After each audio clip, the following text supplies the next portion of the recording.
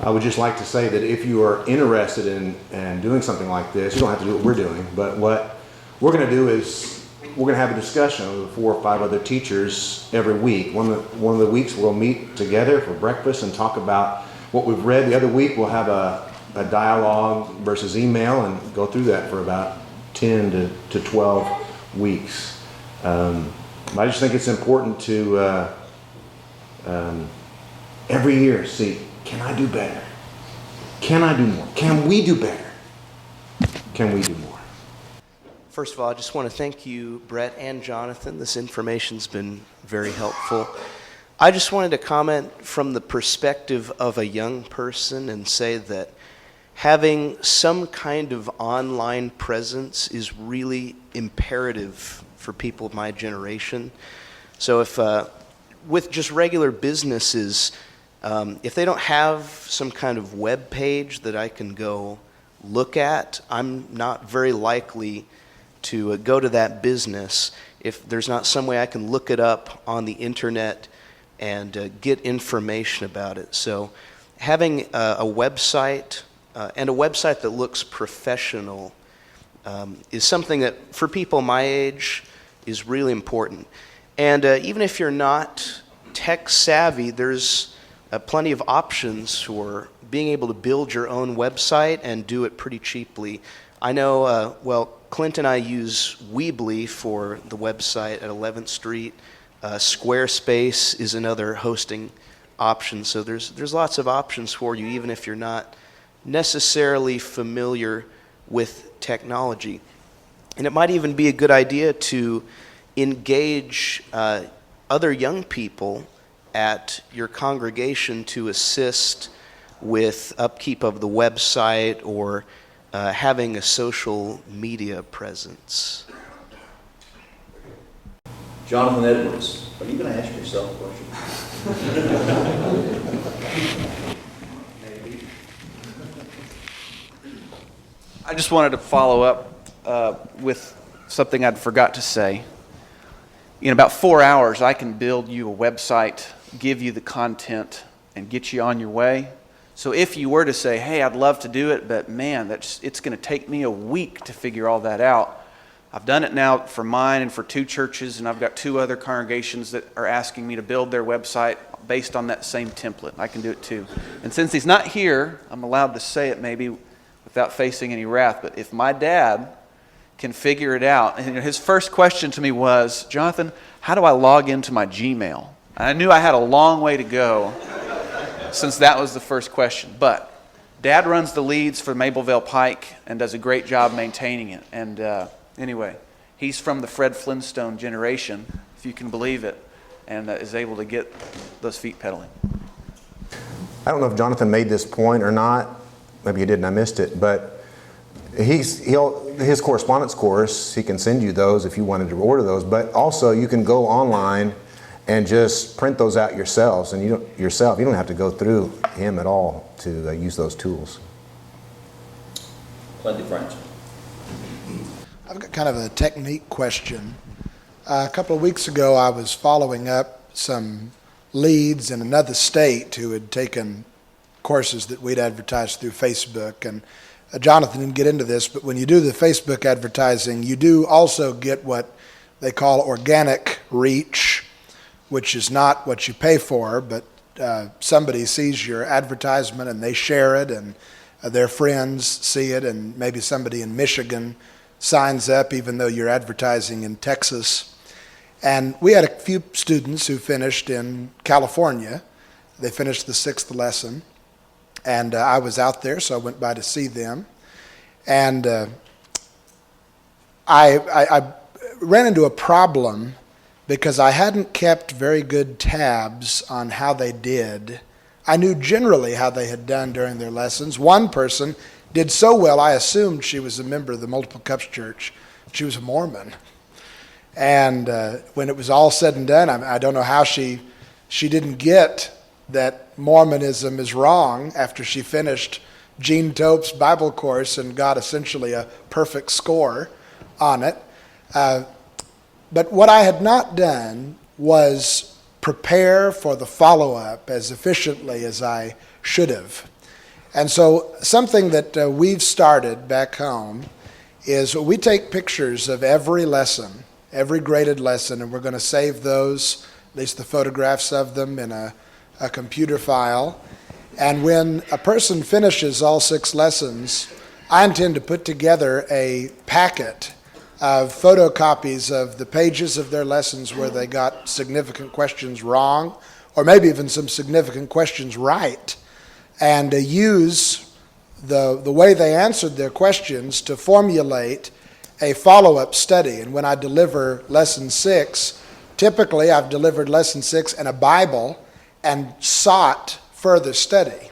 What I think I'm going to start doing is calling them and just scheduling a follow-up study and saying we need to arrange a time to go over the lessons that you've taken and to use that a little bit more effectively. And maybe I'm just showing up late to the pie supper and everybody else here already has this system and they all handle it this way already because it's intelligent, but it just recently came to me, and I did feel like kind of a buffoon for not thinking of it early, but that's kind of how some of us have to learn. Anyway, I wanted to share that and get the thoughts and perspective of the other people here. How do you work through the correspondence course program and keep tabs of a student's progress to get the most out of what they have learned during those lessons when the correspondence course is finished? Very good. Thank you for sharing that. I don't do most of the correspondence courses now, but I'm going through one myself now, having a grading one, and I think it's a good idea. Somebody, I think it was Steve Bowen, started to send a little extra material related to the topic in with each one of the courses, and obviously sending notes along with that to try, although you can't do much, try to establish a little bit of a rapport relationship with them. But I like your idea of just planning on that 6th lesson, bring them a Bible and scheduling the study. Nathan back.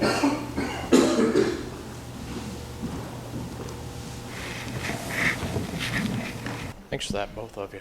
I was going to mention a couple things about websites. We're doing a similar thing at Green Oaks with Facebook advertising with a correspondence course. Just a couple things about a website, kind of piggybacking off of Noah. One of the things with the website and some of these websites like Weebly is they provide kind of ingrained Google Analytics with your website. And I don't know a whole lot about Google Analytics, but I do know that that's part of how you get ranked on web searches. And it's something to consider if you have a young person or someone that's tech savvy, looking into some of that so that your name is the top search that's found. We've had several people stop in, particularly on Wednesday nights, because they were in the area, they Googled Church of Christ, and we were the first pop, and they came and visited us. And so that's helpful to know. Kind of along the lines of something Clinton was saying with follow-up, when we first started the program, I would go with the first lesson and hand deliver it to them at the door. And I was getting a lot of people that weren't necessarily angry. Some of them were angry that I was there, but they were not real happy that I was there. I wouldn't say any of them were overjoyed. And I'd heard, I think from Dad, who got it from Clint, so Clint, you'll get credit whether you did it or not, but they'd suggested maybe going on the second lesson. If they completed the first one, send it back in, go and see them on the second lesson. And when I showed up with the lesson that they've already completed, they were much more receptive than when I showed up cold turkey the first time, and they were not expecting me. And I've had some good conversation with people as a result of that.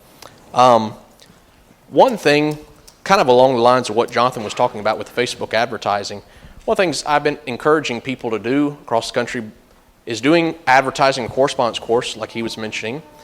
But also, if you have a website like Weebly provides, it's very simple. You can set up a blog page. And on a blog page, you can have people subscribe so that every time you post something, they get a notification. And with a blog, you can take your videos from YouTube or Kevin's videos from YouTube, and you could post them on your blog page, and they do paid advertising on Facebook to where they see, Brett's got a new sermon on the cup, and they click on that. It takes them to your website, and they watch the YouTube video. They can watch it 24 hours a day, 7 days a week, whenever they want to. You collect their email address so that once next week comes along and I post Brett's next video, they get an email notification and they get a video program that's coming to their pocket.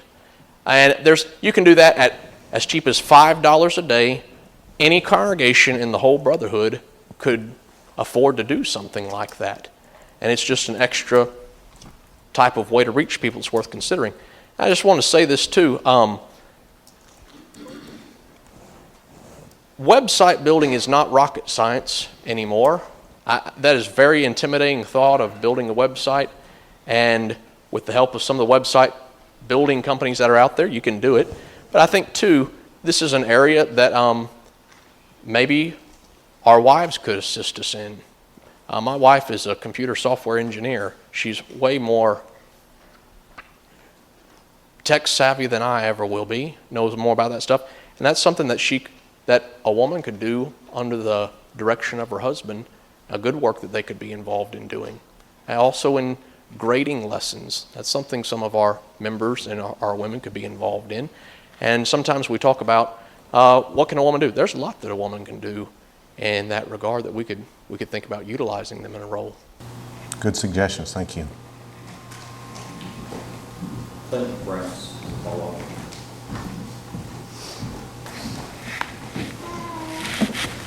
I just want to add to that about I agree with everything that Nathan said, and about collecting information from people when they are signing up to get services, either Bible studies or through the mail or online or anything. I had suggested to some folks that were asking me about it to ask for as much information as you can get from them. Even if it's an online study, get their telephone number and their physical mailing address if you can. Of course, some people aren't going to sign up for something that demands their telephone number or their mailing address. But if they don't want to communicate with you, then you probably aren't going to ever get to have a Bible study with them anyway. The idea of targeting is you are going to cut some people out. But the people who you end up contacting are people that are going to be open to personal engagement on the subject that you want. And I think that is an important thing to keep in mind. You don't want to throw your money away and collect a bunch of names and know, well, there's 700 people in town that want to study the Bible. I wish I knew how to get a hold of them. You want to be able to collect all of that information. And I'll tell you, inviting young people in the congregation to help be a part of this is a great thing. But I would encourage them not only to grade lessons, but to write correspondence follow-up letters. These are basic doctrinal subjects.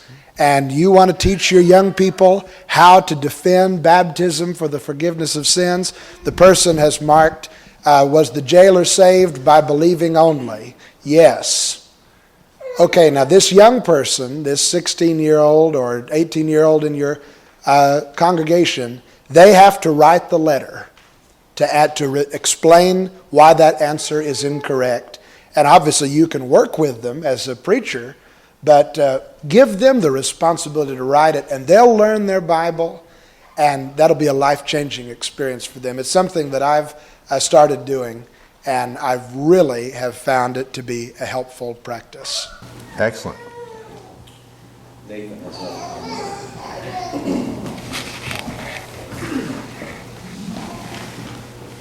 One other thing I forgot to mention.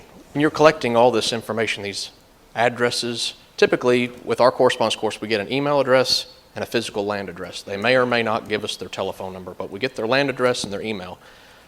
Whenever we have a gospel meeting, I send them our flyer for our gospel meeting to every email and one to their home address as well.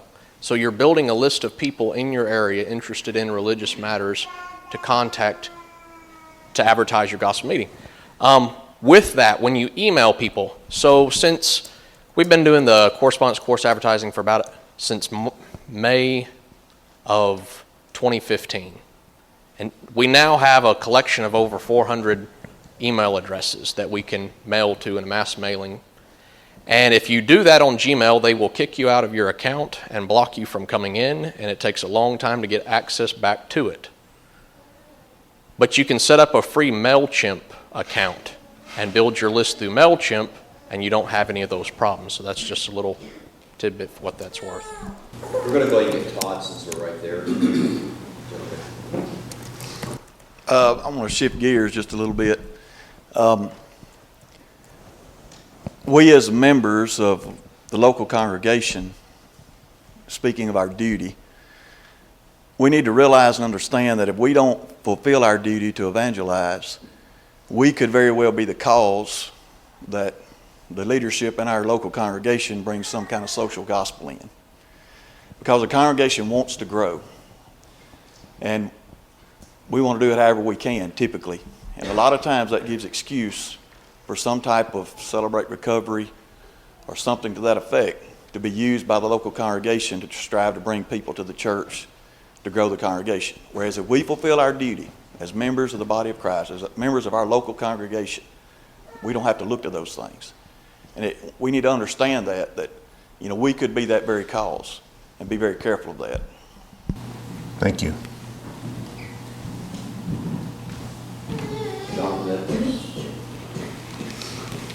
Glenn Osborne, when I studied with him years ago, told me something, and I use it. It is very helpful. And that was have an end in mind and let your person that you're studying with know that there's an end. And the least successful studies I've ever had were the ones where I never let them know that the end was however long it was supposed to be. And this works both with people who aren't Christians and also members of the church. We've tried a few different times. I've tried to get some guys to study on Tuesday nights. But then suddenly it was, I have to give up Tuesday for the rest of my life. Versus, hey, for the next 5 weeks, I want to get together with you on a Tuesday evening. Suddenly there is, I can commit to that because I know that, even though I have different things to do, for 5 Tuesday nights I could commit to that. My success is a lot higher when I tell people exactly what the parameters are of the study. Just a couple minutes to one of the challenges for us as evangelists or as people trying to evangelize is making sure we're doing it the right way. It's interesting, the Bible talks about being bold, but it also talks about being gentle. In Acts 13:46, then Paul and Barnabas grew bold. That word bold means to speak freely, to grow confident. 1 Thessalonians 2, verse 2, but even after we had suffered and before we were spitefully treated at Philippi, as you know, we were bold in our God to speak to you the gospel in much conflict. Philemon 1, verse 8, therefore, though I might be very bold in Christ to command you what is fitting. Now when they saw the boldness of Peter and John, and there's many scriptures on that. The idea is freedom in speaking, unreservedness in speech without ambiguity, free and fearless confidence, cheerful courage. Those are all part of that word, but we also are to present it in a gentle way. 2 Timothy 2:24, the servant of the Lord must not quarrel, but be gentle to all, able to teach. And that word gentle means to be affable and mild. And we can do both of those. We just have to focus on both those principles.